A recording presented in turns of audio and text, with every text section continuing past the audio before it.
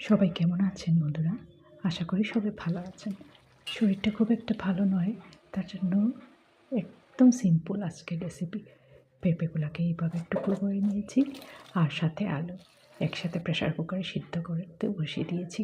এদিকে ডালটা আগের থেকে ভিজিয়ে রেখেছিলাম আর পেঁপেটাও সেদ্ধ হয়ে গেছে, ডালটা বেটে নিচ্ছি।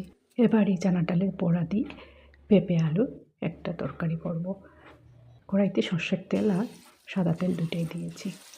রান্না করতে ভালোবাসি, তার জন্য এরকম কিন্তু হয় না যে শরীর খারাপ বলে সেদ্ধ ভাত খাবো।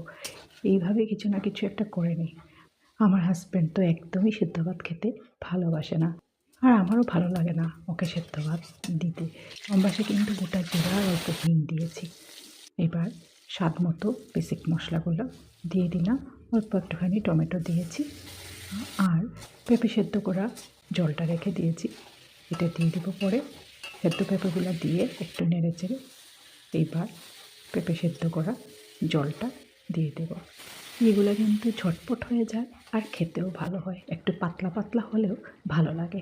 এইবার আমার ভাজা মশলাটা দিয়ে দিলাম, এবার ভেজে রাখা বড়িগুলো দিয়ে দিচ্ছি, একটু নেড়ে চেড়ে ঘি দিয়ে নামিয়ে নেব। অনেকেই দেখেছি পেঁপে খেতে ভালোবাসেন না, কিন্তু আমার কিন্তু খেতে বেশ ভালোই লাগে। আমরা সব বাজারের সাথে পেঁপে বাজার অবশ্যই করি।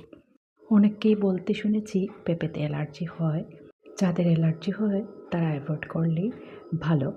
আর বাকি যারা নর্মাল সুস্থ তাদের জন্য তো অনেক ভালো। আমার বাবার বাড়িতে তো আমার বাবা বড় সাইজের পেঁপে নিয়ে আসতেন আর সাথে ইলিশ মাছ দিয়ে পেঁপের পাতলা ঝোলটা কিন্তু খেতে দুর্দান্ত। আজকের রেসিপিটা আপনাদের কেমন লাগলো অবশ্যই কমেন্ট করে জানাবেন। আর সবাই খুব খুব ভালো থাকবেন, সুস্থ থাকবেন। পরের ভিডিওতে আরও অনেক গল্প হবে। টাটা সবাইকে।